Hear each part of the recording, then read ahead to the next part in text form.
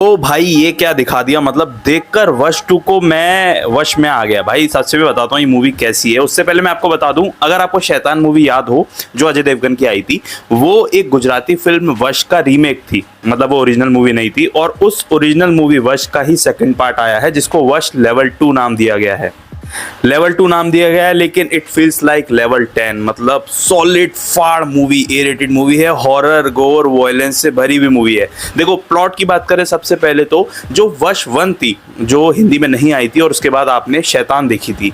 अब बहुत सारे लोग ये पूछ रहे हैं कि क्या शैतान मूवी के बाद हम वश 2 देख सकते हैं? बिल्कुल भी नहीं। कारण ये है कि जो ओरिजिनल वश मूवी थी उसकी एंडिंग अलग थी और जो शैतान मूवी थी उसकी एंडिंग अलग थी, क्योंकि दोनों ही मूवीज की एंडिंग में बहुत अंतर था। तो इसलिए आप वश 2 अगर देखने जा रहे हैं तो उसके लिए आपको ओरिजिनल वाला पार्ट वश देखना पड़ेगा विद सबटाइटल्स। अब उसके बाद वश 2 ये आई है, इसमें आपको जो एक्ट्रेस देखने को मिलेगी, जो एक्टिंग देखने को मिलेगी, लेवल अप है। मतलब सच में स्टोरी वही कंटिन्यू होती है वश 1 वाली। और उसके बाद जो हमारा मेन विलन था वश 1 में, वो तो अब बेसमेंट में कैद है, लेकिन उसके बाद एक नया विलन आया है।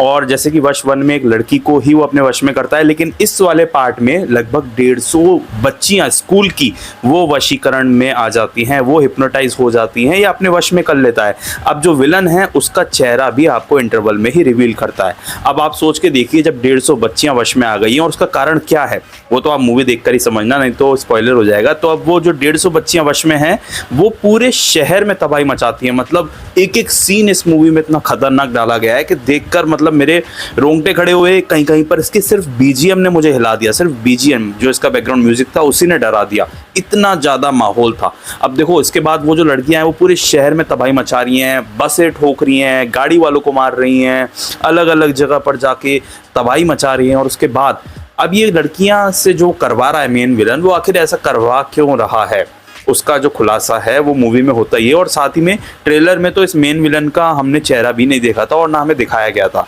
लेकिन उसके बाद जब इस मूवी में इसका चेहरा सामने आता है कि असल में ये सब कर क्यों रहा है वो, तो भाई सच में मैं तो हैरान हुआ था और आप भी होगे।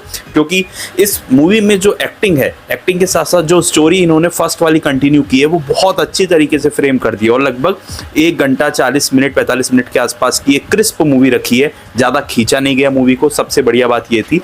और जो हमारी वश में मेन एक्ट्रेस थी वही शैतान में भी मेन एक्ट्रेस थी, जानकी बोरीवाला। मतलब क्या एक्टिंग की है इस बंदी ने। ऑब्वियसली इसका जो रोल है वो इस पार्ट में बहुत कम लगेगा, लेकिन जब जब ये स्क्रीन पर आती है आपको गूज़बम्प्स, हॉरर की जो फ्रेग्रेंस है वो देकर जाती है। साथ ही में हीतू कनोडिया का भी अच्छा रोल है, मोनल ने भी अच्छी एक्टिंग की है, एक्टर्स वर एब्सोल्युटली ब्रिलियंट।